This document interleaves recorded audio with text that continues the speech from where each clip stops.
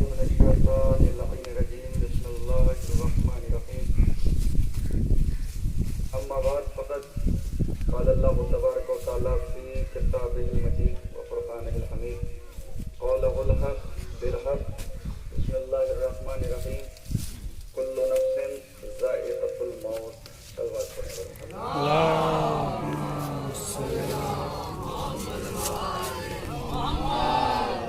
عزیزان محترم عزاداران سید الشہداء،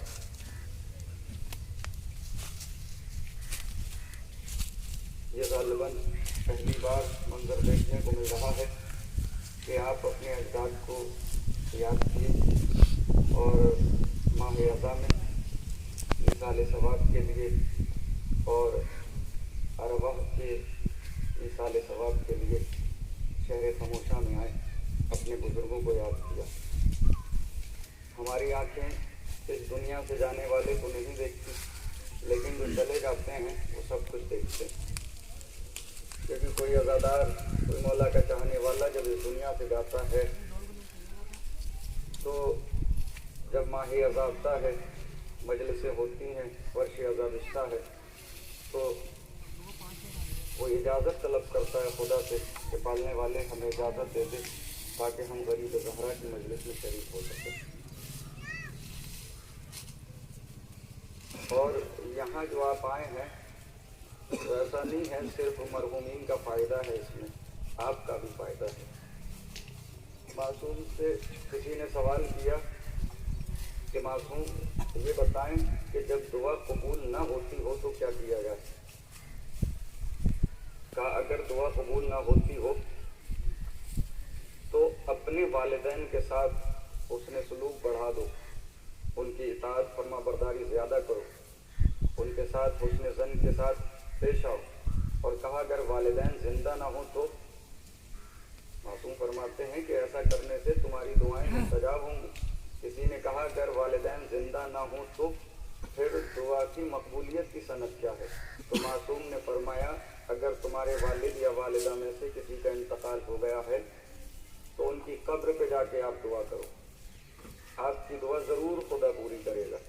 کسی نے کہا کہ والد یا والدہ یا بزرگوں کا انتقال کافی عرصہ پہلے ہوا تھا، ہمیں نشان قبر بھی نہیں معلوم، پھر کیا کریں؟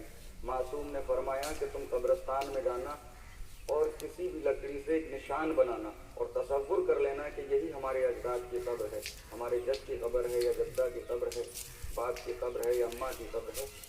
بس خیال کرنا اور اللہ سے دعا کرنا، تمہاری دعا خدا کبھی رد نہیں کرے گا، ضرور مستجاب کرے گا۔ تو یہاں آنے کے بھی ہمارے اور آپ کے فائدے ہیں۔ کسی طرح کی کوئی بھی دعا ہے، آپ اپنے بزرگوں کی قبروں پہ آ کے دعا کریں تو پوری ہوگی۔ آج ہماری آنکھیں انہیں نہیں دیکھ رہی ہیں جو اس دنیا سے چلے گئے، لیکن ان کی نگاہیں سب کچھ دیکھ رہی ہیں۔ آج تم یہاں جو آئے ہو نہ جانے کتنی ارواح شاد ہوں گی۔ میں نے کسی مجلس میں پڑھا تھا کہ جو انسان کی عادت زندگی میں بن جاتی ہے مرنے کے بعد بھی وہ واقعی رکھتی ہے۔ میں اسی لیے تاکید کر رہا ہوں ہر مجلس میں کہ کام دھام چھوڑ کے پتہ نہیں کہاں کہاں سے آپ لوگ سب بستی میں تشریف لے آئے۔ کوشش کیا کرو کہ جب مجلس ہوا کرے یہ نہ دیکھو کہ کون پڑھ رہا ہے، کہاں ہو رہی ہے۔ عزا خانہ کسی کا نہیں ہے، عزا خانہ حسین کا۔ آپ مجلسوں میں جاؤ، چند دن کا مہمان تو ہے ہمارا حسین۔ تو جیسی آپ یہاں عادت بنائیں گے مرنے کے بعد آپ کی یہی عادت رہے گی۔ کتنے افراد ایسے ہوتے ہیں مجلس ہوتی رہتی ہے فرش اعضاء حسین تک نہیں جاتے۔ آپ کی نظر میں صرف وہ مجلس ہے اور آپ کی نظر میں مجلس میں بیٹھے ہوئے افراد صرف اسی بستی کے نظر آتے ہیں، لیکن اگر باطنی طور پر آپ دیکھیں تو یہاں صرف بستی والے نہیں ہوتے بلکہ آسمان والے بھی ہوتے ہیں اور ارواح بھی ہوتی ہیں، روحیں بھی مجلس میں آتی ہیں۔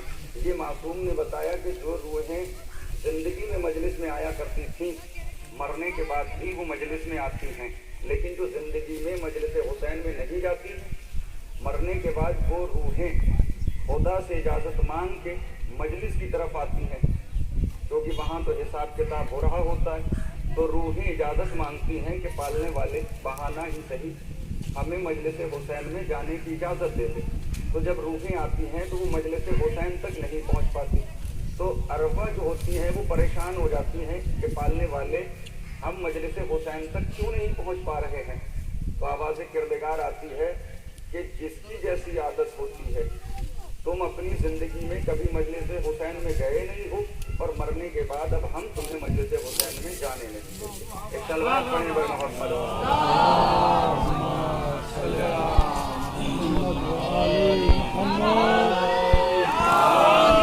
और देखिए ये बात याद रखिएगा कि आप जो सीरत छोड़ के जाएंगे, जो कैरेक्टर छोड़ के जाएंगे, जो आदत छोड़ के जाएंगे, वो नस्लों में मुंतकिल होगी, आने वाली नस्लों में मुंतकिल होगी। आज तुमने मजलिस की अपने बुजुर्गों के लिए, आज तुमने यहाँ अलम सजाए अपने बुजुर्गों के लिए। ये गाजी का अलम सिर्फ जिंदा लोगों के लिए रहमत नहीं है, मुर्दा लोगों के लिए भी रहमत है। आज तुमने अपने बुजुर्गों को याद किया, अगर यही सीरत बना के आप जाओगे तो आने वाली नस्ल आपको याद करेगी। सुभान अल्लाह, सुभान अल्लाह। नारा हैदरी, नारा सलावत,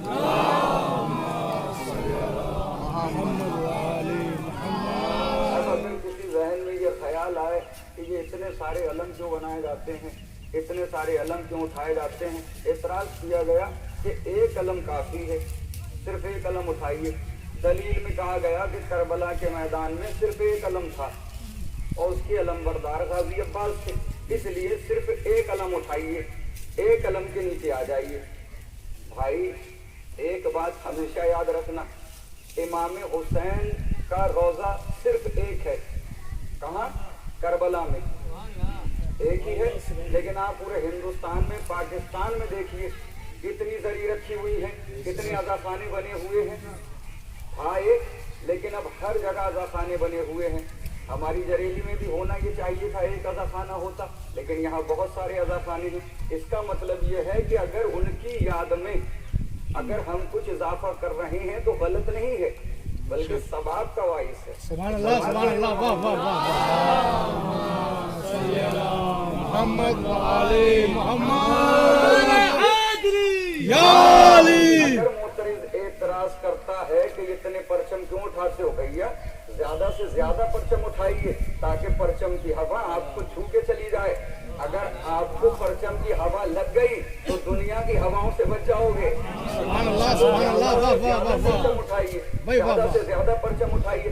अगर शर्त होती कि करबला में एक परचम था तो एक ही परचम उठाना है, तो भैया ये बताइए हिंदुस्तान का परचम एक ही तो है, हिंदुस्तान का झंडा एक ही तो है, एक ही तिरंगा है, लेकिन क्या सिर्फ दिल्ली में ही उठाया जाता है? 15 अगस्त को आपने देखा कि सब तिरंगे लहरा रहे थे। देखिए कि फला नेता, फला नेता, फला इंसान, हर जगह सोशल मीडिया पे सब तिरंगे लहरा रहे थे, सब तिरंगे। उनसे भी एतराज कीजिए आप कि सिर्फ एक तिरंगा दिल्ली में उठा दीजिए और कहीं नहीं। कहा नहीं, आप अगर इजाफा करेंगे कोई हरज नहीं है, बल्कि ये अच्छी चीज है।